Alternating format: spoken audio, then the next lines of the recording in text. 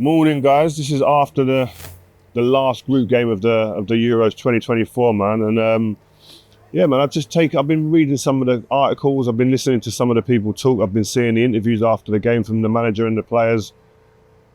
What are we so down about, man? Why is the vibes negative? I can't believe it. I'm sitting here with a coffee. We're top of the group. We ain't even played well yet. We've not even got into any type of rhythm yet, and we're top of the group. And we've landed on the best side of the draw. We've landed on the side where I can't see us not getting to the final if we keep on improving. That is. Let me just have a sip of my coffee, my morning coffee to get me going. I'm seeing doom and gloom, man. I can't believe it. And I saw Southgate's interview, and I have to say, like, for all the criticism that he's getting, and I've criticised him as well, I thought his interview was spot on, because we've become now a country that is very kind of almost entitled, and we're expecting that we should be this, that and the other. That is now giving us a bit of entitlement. And I saw him, and I actually felt sorry for him and the team walking around after that game, and he was getting booed by sections of the fans and gestures and bad signs and beer cups being thrown over the other fans towards him. Yes, it's not been an easy watch. Yes, there's individuals and the collective can do much better. But I'd much rather be in this position where we finished that game and I felt, you know what, I'm infused. Now, there's a couple of things I think just need to happen. We started slow. We've started like a team that almost looked like strangers who've been thrown together. But we finished top of the group. There's a great run to the final. We finished the last game of the group stages with a bit of zip, with a bit of flair, with a bit of panache, with youth. There's a fearlessness now with those young players coming into the team. And I just hope the manager doesn't dig his heels in and become stubborn and say, I'm going to do it my way. And I hope he just embraces those young players and goes, you know what, I can see now. They're telling me, it's hit me between the eyes. They're telling me that I have to play them. And he does. Because the balance of the team looked better. We looked like we had more, there was more direct. You had a bit of guile, unpredictability. And I'm infused going now into the next knockout game. I just think there's no way that we can look at this and be disheartened. Yes, we can be disappointed in performances. Yes, we can ask for more out of players. But you have to look at the bigger picture in these situations. Like, look when Portugal won the Euros. They didn't win a game until the semi-final, I think it was. Hadn't really played well. Go and win it. Like, it's not all rosy. It's not all a perfect scenario where you play well from the first game all the way through to the last.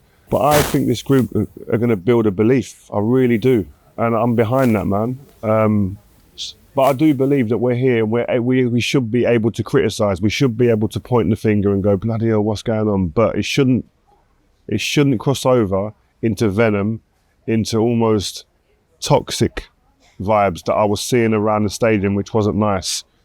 And the players listen, man. They listen to the likes of myself and other pundits that talk, and we have a responsibility to help. And I listened to the guys talk the other day about, leave us with a bit of confidence and stuff. But we're just being honest, man.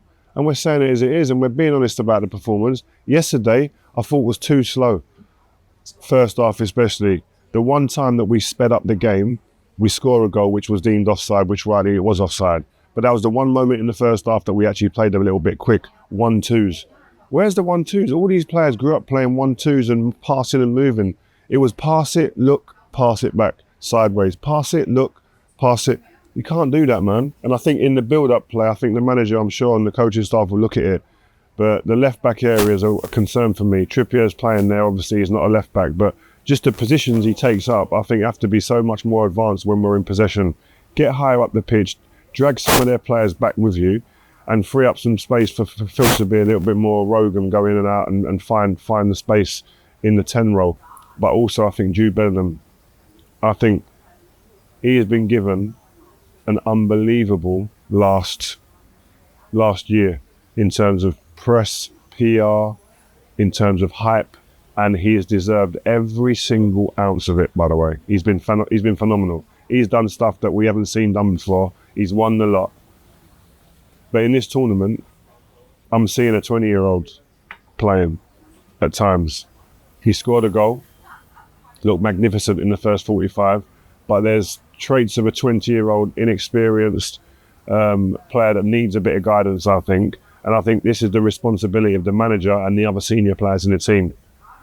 And I think the word responsibility in his performance and reliability is what we need now.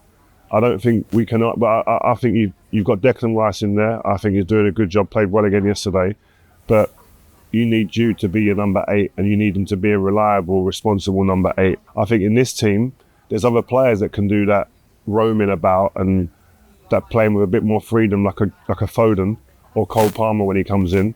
I want to see Jude being the number 8, solid, box-to-box, reliable player that forms a partnership and a bond with his other midfield partners that we go, that is fucking hard to play against. That is a solid area, and they've got feet, they've got goal when they need to, they can play with their heads up and play forward and play quick and play 1-2s, but in and out of possession, that's reliable. And because Cole Palmer's come on and done really well, and I think Cole Palmer needs to stay in the team, I think you've got to find somewhere still for Saka to play.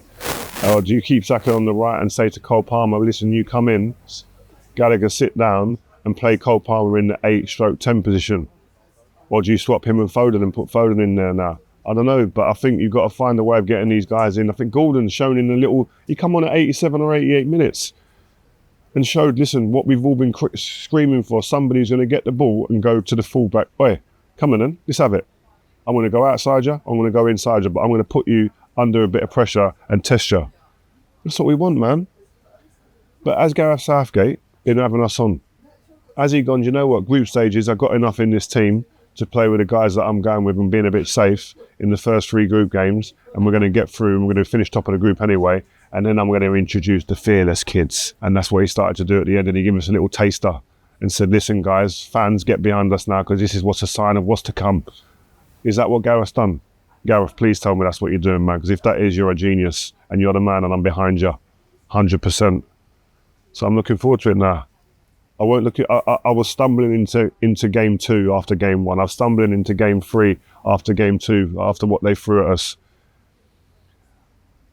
My levels of excitement going into this game has jumped up a level or 2 again because of what I saw in the last 10 minutes of that game. So please, man, please. Roll on, we're going to win it. Make sure, guys, you subscribe, you turn on your notifications. Make sure you tell a friend and tell a friend and tell family, come back here, because Euro 2024 is coming live and direct from here in Germany.